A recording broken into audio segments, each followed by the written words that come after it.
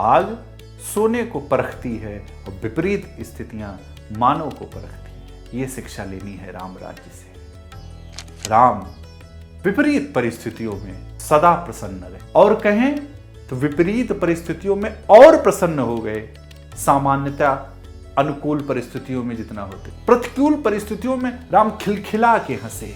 राम जी ने कहा, आज मुझको वो अवसर मिल गया जो हमारे पूर्वजों को भी नहीं मिला था।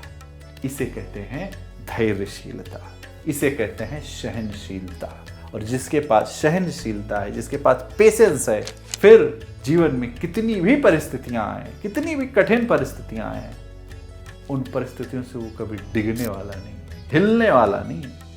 धैर्यशील होना चाहिए वो जिसने अपने मन को किस प्रकार, जिस प्रकार आप शिव मंदिर में देखते होंगे शिवालय के ऊपर टप टप टप टप टप टप एक जल कण गिरता रहता है। वो हमको क्या शिक्षा देता है? यही शिक्षा देता है कि जिस प्रकार वो जल शिवालय के ऊपर गिर रहा है, उसी प्रकार हम अपने मन को कंट्रोल करने का प्रयास करें। उसी प्रकार हमें अपनी स्थिति परिस्थिति को कंट्रोल करके रखनी है। परिस्थितियां बनती बिगड़ती रहती हैं।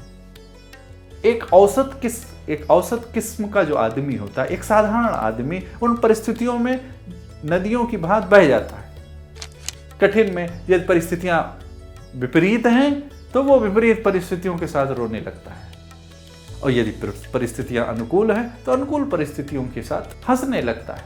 वो क्या होता है? वो एक औसत दर्जे का आदमी। परंतु एक जो आध्यात्मिक आदमी, वो कभी नहीं हिलता। वो सुख में भी कथान ममले वनवास दुख मुखाम भजश्री रघुनंदनश्य। न वनवास के समय दुख, न राज्याभिषेक के समय प्रसन्न। आज हम असफल क्यों होते हैं? क्यों? क्योंकि जब हम सफलता की गुमान में इतना चढ़ जाते हैं कि हम छोटी छोटी मिस्टेक्स को भूल जाते हैं। कॉन्फिडेंस अच्छा है, ओवर कॉन्फिडेंस अच्छा नहीं है। यदि हम सफलता की गुमान में उड़ते हैं ना, तो उस समय हम ओवर कॉन्फिडेंस में रहते हैं। फिर हम छोटी छोटी गलतियों को ध्यान नहीं देते, और वही छोटी छोटी गलतियां मिल करके एक दिन जा करके वो बड़ा रूप ले लेती हैं। कितने सफल और असफल बिजनेसमैन लोग देखे हैं आपने? कितने दो सगे भाई, एक सफल एक असफल, दोनों को संपदा, पारिवारिक संपदा बराबर मिलती है, परंतु एक सफल हो जाता है और एक असफल हो जाता है। क्यों? क्योंकि एक सदैव सजग रहता है और एक गुमान में आ जाता है। वो छोटी छोटी गलतियों को दरकिनार करने लगता है, और वो छोटी छोटी गलतियां आपको अर्श से कब, आपको वो छोटी छोटी गलतियां आपको आसमान से धरातल पे ले आएंगी, ये आपको भी नहीं पता रहेगा। इसीलिए हमारे यहां कहा गया है निरंतरता। आप निरंतर अभ्यास करिए।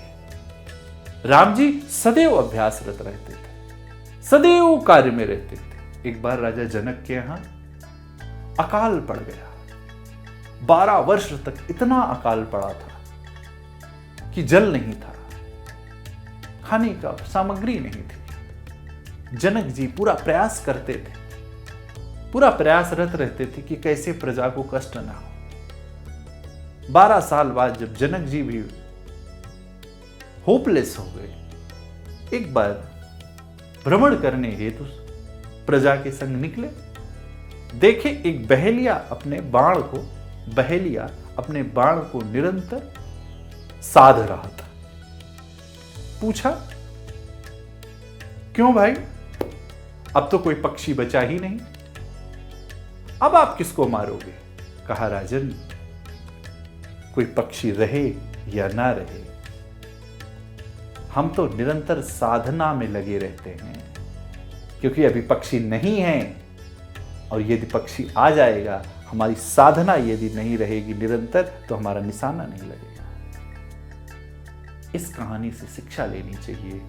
असफलता में रहे, लगे रहिए, सफलता है, लगे रहिए, क्योंकि असफलता सफलता में कब परिवर्तित हो जाएगी आप ही नहीं जानते। रसरी आवत जात के सिल पर परत निशान।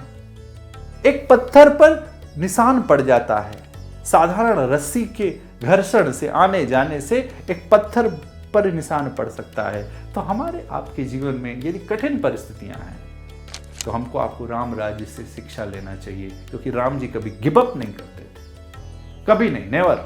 लक्ष्मण जी मूर्छित हो गए, राम जी लीला अवतार में विलाप कर रहे हैं, परंतु तुरंत टीम के साथ डिस्कशन किया। वही मैंने कहा ना, स्ट्रॉन्ग कम्युनिकेशन। क्या किया जाए?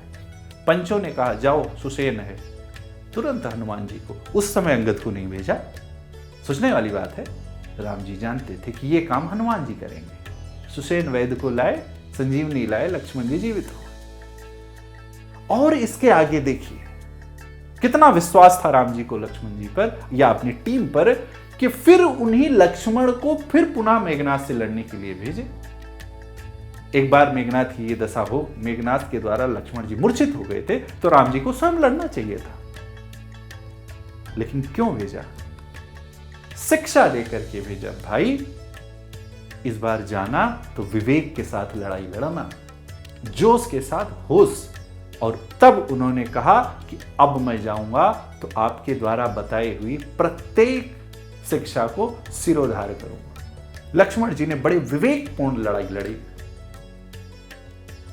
इसे कहते हैं विश्वास। और ये विश्वास, ये श्रद्धा जब तक आप निरंतर कार्य में नहीं लगे रहेंगे, तब तक आपको प्राप्त होने वाली नहीं है।